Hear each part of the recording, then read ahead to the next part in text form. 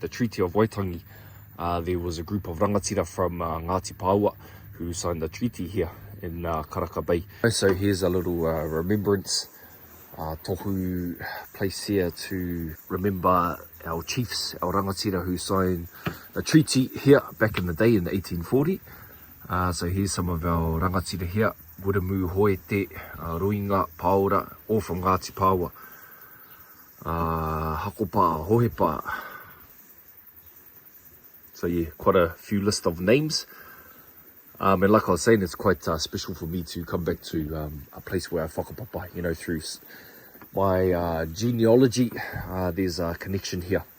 Yeah, and I feel like where there is a connection, a whakapapa, there'll be a connection here, a wairua, a tinana, mera momo mea. So yeah, that's why I love coming out to these significant places of my ancestors, just to, I guess, get tohu from the taiao, tohu from te ao wairua, in hopes that, it helps me and guides me on my path of te whakatihei o enei mea o te ao Māori. Karaka Bay here was where a group of our rangatira from Ngati Paoa signed the Treaty of Waitangi in 1840 on the 4th of March. So what I've decided to do is bring my taiaha here, which I've been taking around to my tupuna whenua, ancestral lands and maunga, and all of these significant sites that my tupuna of Ngati Paoa did things and occupied and era momo. So, and Karaka is on the western shoreline of the Tikapa Moana or the Hauraki Gulf, where a lot of our people from Ngati Paoa occupied, with other many iwi and tamaki as well. Hoi anō, this is a significant place where I'm bringing my taiaha to, put the mauri of the whenua of my ancestors, the mauri of the taiao, etc.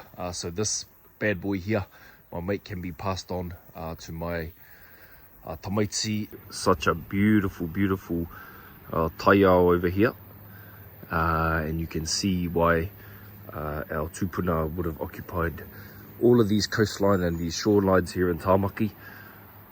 I'm not too sure what that island is over there, but it's a beautiful looking maunga, which I'm going to go discover now since I just seen it. Check this out, whānau, this big Hutukawa tree. And looks like a pretty mean bombing spot, if it's deep enough. Boom. Bit of not trip here, whānau. Yeah, look at that. Looks a bit too shallow, to be honest. Tiro mai whānau. Tāhua hoki.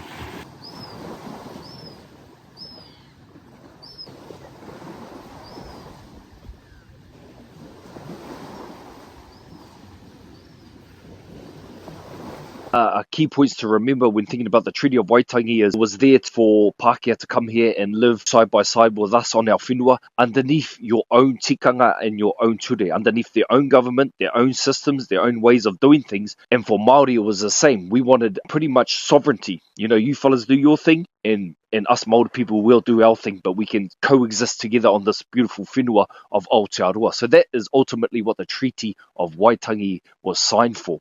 And it was a thing for us Māori people, he tohu o te aroha, that, okay, yep, you fellas have found Aotearoa, obviously. Yeah, it is a beautiful whenua, and you guys can come here and live here. However, over time, things changed. The government started to steal land, etc. And the Treaty of Waitangi wasn't honoured, and still to this day isn't honoured. So if we don't carry on the visions and the foresee and the foresight of our ancestors, then we are doing a dishonour and a disservice to our next generation underneath us. So that's why I'm out in Karaka Bay here today, to have a kōrero and to pass on, my message. So someone might pick this up in the future and carry on, the vision and the foresee and the mana of te iwi Māori.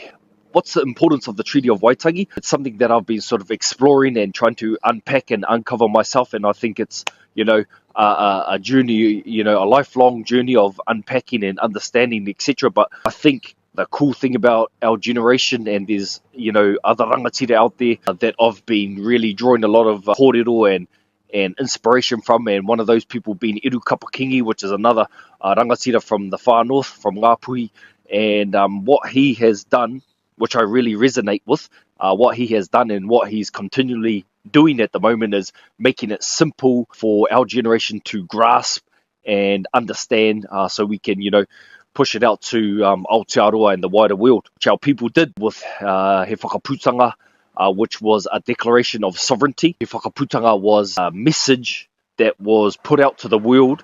That declaration there was for our sovereignty, a declaration of sovereignty. We never ceded sovereignty, as Iru Kapakingi said, and likes to say, we never ever ceded sovereignty. So we've always been a sovereign people. Our ancestors knew prior to the treaty even being signed that one day Pākehā and missionaries, etc., will try come to our whenua and colonize it, in a way. And He Whakaputanga was a way of stamping our authority in our mana motuhake, so we can be sovereign and live underneath our own mana motuhake, our own autonomy as a people.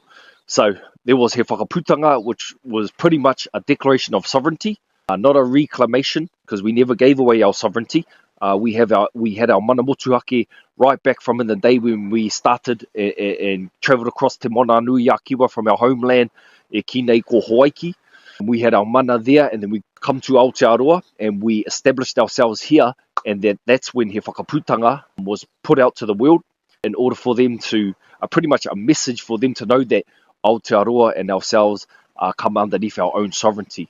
So that was He Whakaputanga. The Treaty of Waitangi, to simplify it, was a tohu, or a form or a contract that was obviously signed between our Māori people and Pākehā in order for us to live together, for Pākehā and people of Te Moana Nui a Kiwa to come to Aotearoa to live here on our whenua. When we talk about the treaty or anything that's, I guess, maybe seen as pro-Māori, we get called radicals.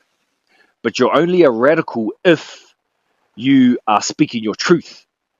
All we're doing as Māori people, anyone that is indigenous, is speaking our truth and reclaiming our mana. And yet you can be labelled as a radical.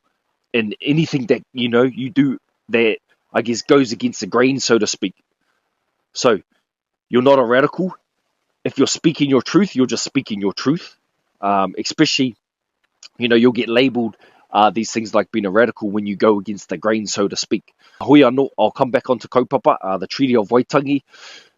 Obviously, the Crown and the government over time has not lived up to the expectations or, what the treaty was created for. I runga i te aroha o te iwi Māori, our people created this tohu here, which is the treaty, in order for people to come here and live. Over time, obviously, the Crown started to dishonour the treaty, which is not surprising. Hui anō, the treaty states, that our Māori people would live underneath our own rule. And the Pākehā people, the people that come from overseas, that you guys can establish yourselves here on our whenua, but underneath your own rule. So pretty much what we were trying to do was, ka pai, you fellas hara mai, ki Aotearoa, come to Aotearoa. We want you guys here, but it's to live underneath your rule and your government. That was sent back to the Crown in England back in the day. For us Māori people to live underneath our own tikanga, our own protocols, and for us to be sovereign. But obviously over time, the Crown dishonoured that, and pretty much that's why now to this day, all of these governments and things are established. What I've decided to do is come back to my tipuna whenua, which I whakapapa to on my Ngati Paoa side. So I'm here in Karaka Bay, which was a whenua of our people of Ngati Paoa. I think it's very important that I share this message to people that might be subscribing to my channel. Why? Because I believe in Te Ao Māori. I believe in bringing back all of our protocols and practices of our tipuna, pretty much, following in their footsteps. Our generation now is the modern day ancestors. So one day, the generation after myself or after us will be sort of looking at things that we did.